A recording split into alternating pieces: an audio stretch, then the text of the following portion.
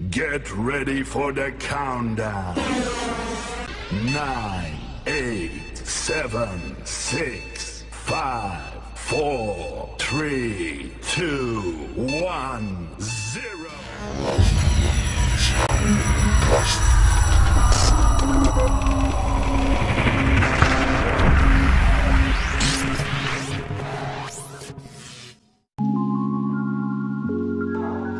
Bismillahirrahmanirrahim. Assalamualaikum warahmatullahi wabarakatuh.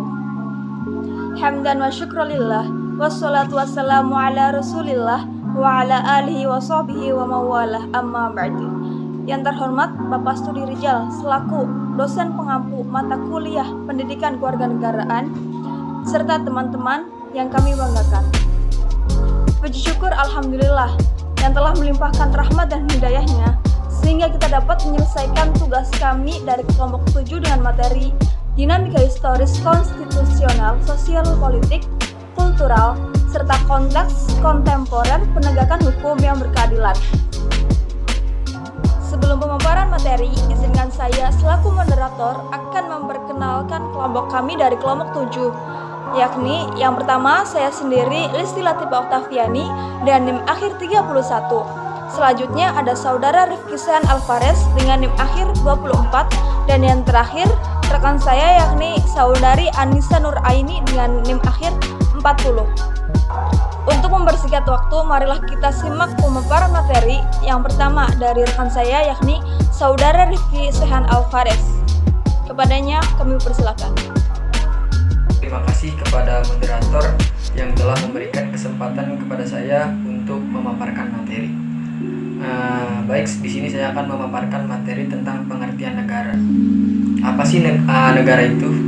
Negara merupakan organisasi kelompok masyarakat tertinggi karena mempunyai wewenang untuk mengatur dan mengendalikan masyarakat, bahkan memaksa secara sah untuk kepentingan umum yang lebih tinggi demi tegaknya hukum. Negara pun dipandang sebagai subjek hukum yang mempunyai kedaulatan atau sovereignty yang tidak dapat dilampaui oleh negara manapun. Ada 4 fungsi negara yang dianut oleh negara-negara dunia lain. Di antaranya melaksanakan penertiban dan keamanan, mengusahakan kesejahteraan dan kemakmuran rakyatnya, pertahanan, dan menegakkan keadilan. Selanjutnya yaitu menelusuri konsep dan urgensi penegakan hukum yang berkeadilan. Thomas Hobbes pada tahun 1588 sampai 1679 Masehi dalam bukunya Leviathan pernah mengatakan Homo homini lupus, artinya manusia adalah serigala bagi manusia lainnya. Maksudnya manusia memiliki keinginan dan nafsu yang berbeda-beda antara manusia yang satu dengan yang lainnya. Nafsu yang dimiliki manusia ada yang baik dan juga ada yang buruk. Inilah salah satu argumen mengapa aturan hukum diperlukan. Kondisi yang kedua tampaknya bukan hal yang tidak mungkin bila semua masyarakat tidak memerlukan aturan hukum. Namun Cicero 106 sampai 43 sebelum Masehi pernah mengatakan ubi societas ibi ius, yang artinya di mana ada masyarakat di sana ada hukum. Dengan kata lain, sampai saat ini hukum masih diperlukan, bahkan kedudukannya semakin penting. Dalam rangka menegakkan keadilan, di Indonesia telah ada sejumlah peraturan perundangan yang mengatur tentang lembaga peradilan dan badan peradilan. Di antaranya yaitu Departemen Kehakiman Republik Indonesia tahun 1982, Pedoman Pelaksanaan Kitab Undang-Undang Hukum Acara Pidana. Yang kedua, Undang-Undang Nomor 8 Tahun 1981 tentang Undang-Undang Hukum Acara Pidana. Yang ketiga, Undang-Undang Nomor 48 Tahun 2009 tentang Kekuasaan Kehakiman. Selanjutnya yaitu ada menggali sumber historis, sosiologis, politis tentang penegakan hukum yang berkeadilan di Indonesia.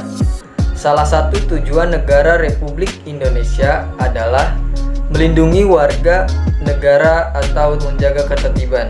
Selain berupaya mensejahterakan masyarakat, Dalam tujuan negara sebagaimana dinyatakan di atas, secara eksplisit dinyatakan bahwa negara melindungi segenap bangsa Indonesia dan seluruh tumpah darah Indonesia, memajukan kesejahteraan umum dan mencerdaskan kehidupan bangsa serta melaksanakan ketertiban dunia.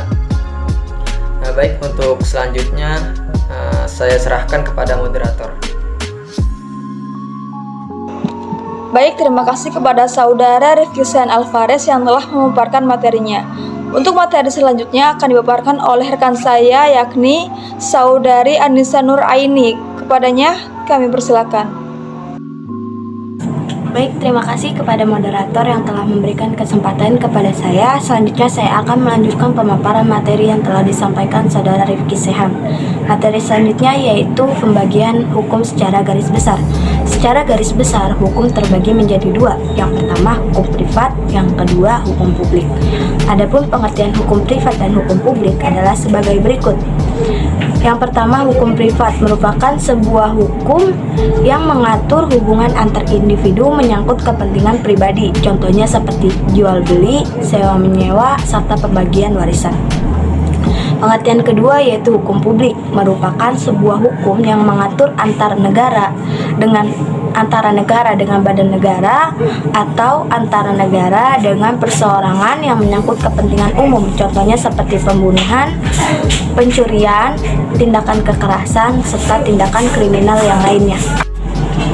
Dalam rangka melaksanakan penegakan hukum, aparat penegak hukum harus menunaikan tugas sesuai dengan tuntunan yang ada dalam hukum material dan hukum formal. Pertama, hukum material merupakan hukum yang memuat peraturan-peraturan yang mengatur kepentingan-kepentingan dan hubungan-hubungan berupa perintah-perintah dan larangan-larangan.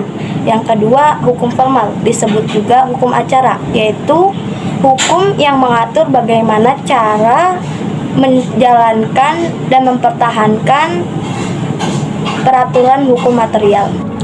Dalam rangka upaya mewujudkan sistem hukum nasional yang bersumber pada Pancasila dan Undang-Undang Dasar 1945, yang diperlukan bukan hanya pembaruan sistem hukum tersebut, melainkan yang terpenting di sini yaitu pembinaan aparatur hukumnya sebagai pelaksana dan penegak hukum.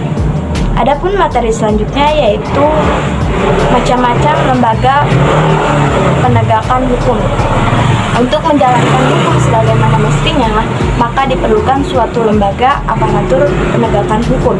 Adapun lembaga aparatur penegakan hukum yang telah ada di Indonesia yaitu ada 3. Yang pertama kepolisian, kedua kejaksaan, dan yang ketiga kehakiman. Kepolisian bertugas sebagai lembaga penyidik, kejaksaan bertugas sebagai lembaga penuntut, serta kehakiman bertugas sebagai pemutus keadilan atau pemberi keadilan pada seseorang yang mencari keadilan. Demikian materi yang dapat saya sampaikan, selebihnya saya kembalikan kepada moderator. Baik, terima kasih kepada saudari Anissa Nur Aini yang telah memaparkan materinya. Untuk materi selanjutnya akan dipaparkan oleh saya sendiri mengenai macam-macam lembaga peradilan. Badan peradilan tertinggi di Indonesia adalah Mahkamah Agung, sedangkan badan peradilan terbawah di Mahkamah Agung terbagi menjadi 4, di antaranya yakni yang pertama peradilan umum. Peradilan umum adalah salah satu pelaksanaan kekuasaan kehakiman bagi rakyat mencari keadilan pada umumnya. Nah, yang kedua, peradilan agama. Nah, apa sih peradilan agama itu?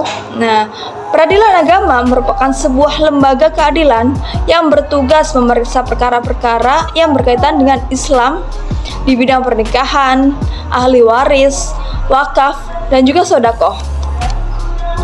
Yang selanjutnya ada peradilan militer. Peradilan militer merupakan lingkungan peradilan di bawah Mahkamah Agung yang melaksanakan kekuasaan kehakiman mengenai kejahatan-kejahatan mengenai tindak pidana yang dilakukan oleh militer. Dan yang terakhir, peradilan tata usaha negara. Peradilan tata usaha negara adalah administrasi negara yang melaksanakan fungsi untuk menyelenggarakan urusan pemerintahan baik di pusat maupun daerah. Dalam peradilan tata usaha negara ini, yang menjadi tergugat bukan orang ataupun pribadi, akan tetapi badan atau pejabat tata usaha negara yang mengeluarkan keputusan berdasarkan wewenang yang ada padanya atau dilimpahkan kepadanya. Baik teman-teman, demikian materi yang telah kami paparkan. Kesimpulannya yakni Indonesia adalah negara hukum, artinya negara yang semua penyelenggaraan pemerintahan dan kenegaraan serta kemasyarakatan yang berdasarkan atas hukum, bahkan berdasarkan atas kekuasaan semata. Di negara Indonesia, pemerintah bukan hanya harus tunduk dan menjalankan hukum, tetapi juga harus aktif memberikan penyuluhan hukum kepada segenap masyarakat agar masyarakat semakin sadar atas adanya hukum. Dan cara demikian akan terbentuk perilaku warga negara yang menjunjung tinggi hukum serta taat kepada hukum. Teman-teman, saya Listi Latifa Oktaviani selaku moderator pamit undur diri. Kurang lebihnya mohon maaf. Wassalamualaikum warahmatullahi wabarakatuh.